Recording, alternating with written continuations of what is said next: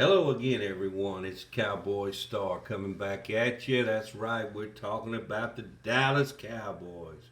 Well, the Cowboys, after getting beat 2 games in a row at home to the Saints, and then last week the debacle that they displayed against the Ravens.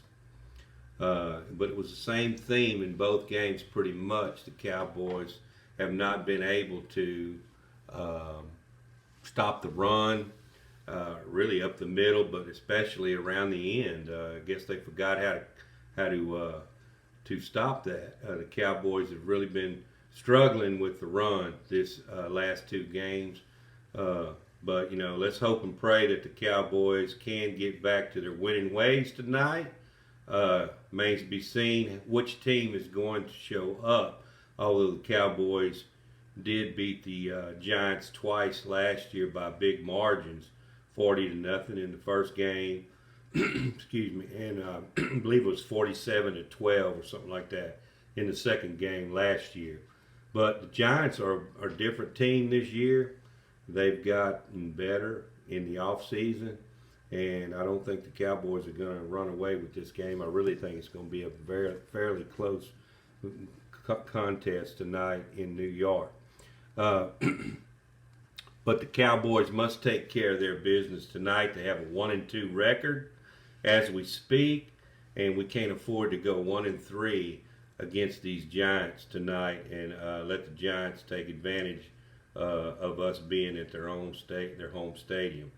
Some good news: Deron Bland has been seen back at practice.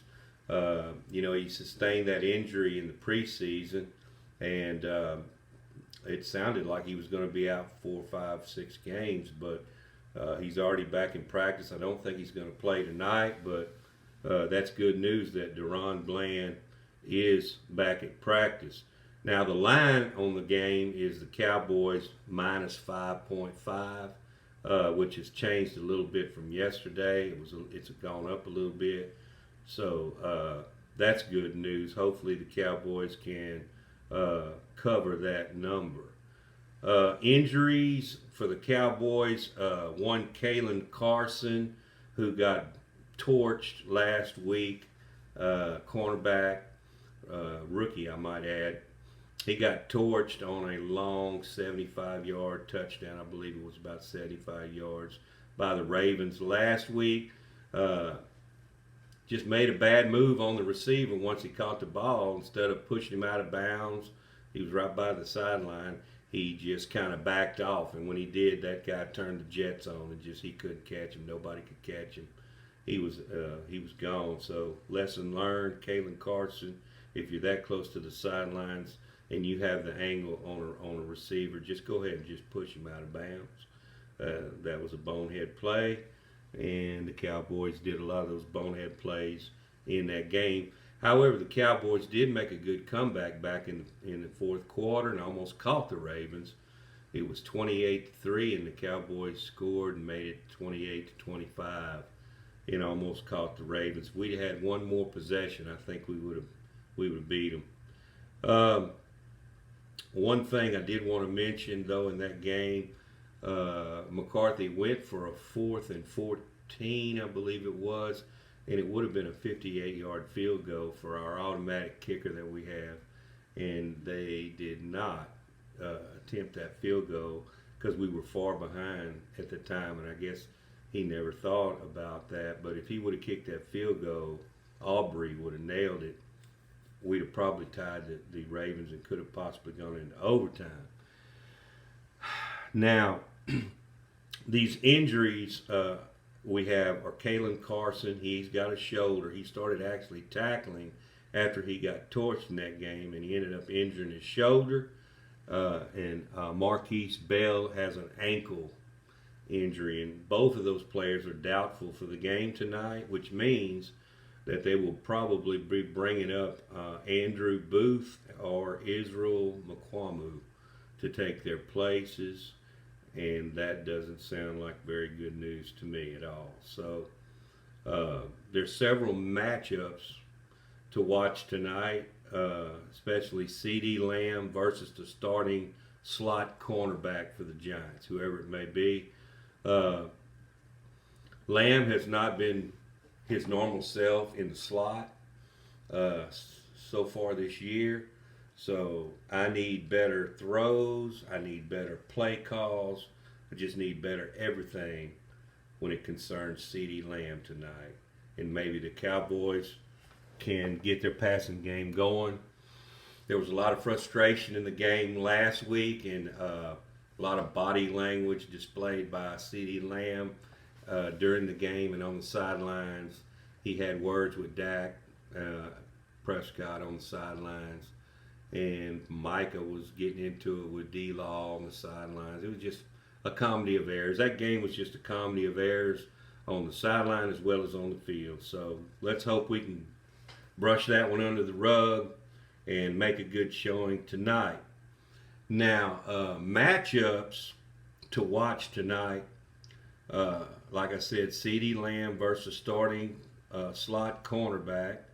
The defense versus the outside running game and up the middle running game versus the Giants. The Cowboys need to clean that up. Number 3, the Dallas O-line versus the New York Giants front. We got to get some pressure on Daniel Jones. Now, he does have good speed. He can run the ball. That's one thing, just like Lamar Jackson could last week. He's got good speed as a quarterback. So we got to keep him from getting outside and running around the ends where we've been having trouble stopping running backs. He can turn into a running back and hurt us in that particular area. Number 4, the Cowboys versus themselves. Can't have any unnecessary penalties, shooting yourself in the foot, so to speak. Bad vibes again on the sideline. We don't need any of that. And we need to have attention to detail, which the Cowboys lacked last week. Lack of production is another big factor in the red zone, in the red area.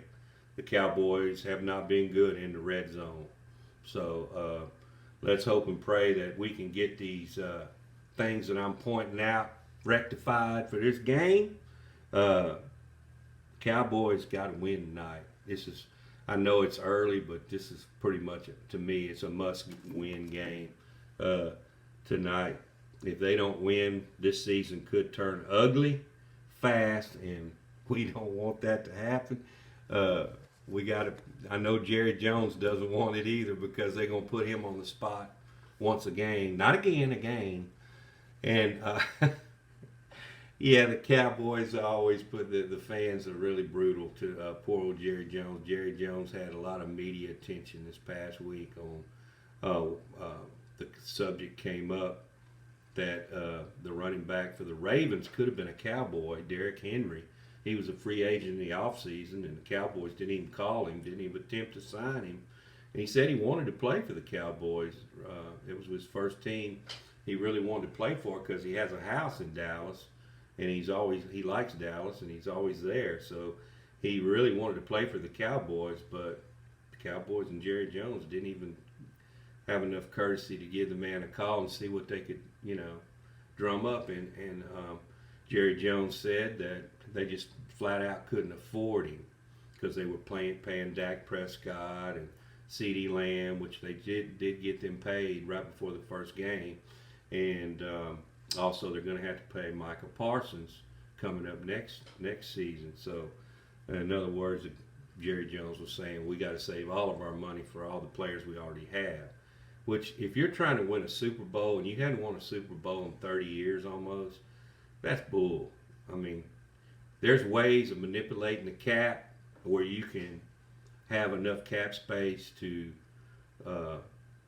get a player that you might need. That can, if we had Derrick Henry, that's another thing. Our running game is suspect. We don't have anybody that is really a bell cow running back. We got Zeke Elliott, Rico Dowdle, and Deuce Vaughn. Deuce Vaughn's about 5'5".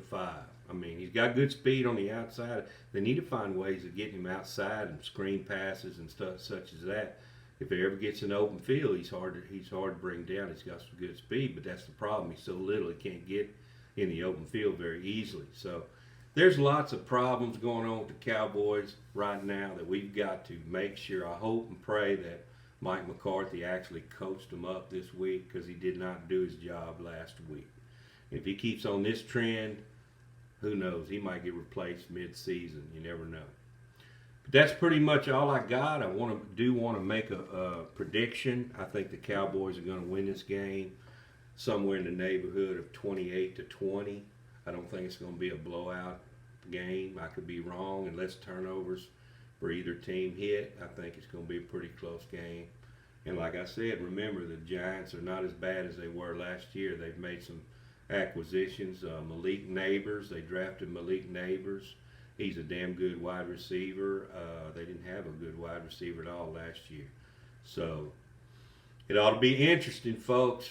If you're a Cowboy fan, don't forget to tune in. It's on Prime Video tonight, 8 o'clock Eastern Time, 7 Central. Cowboys versus G-Men.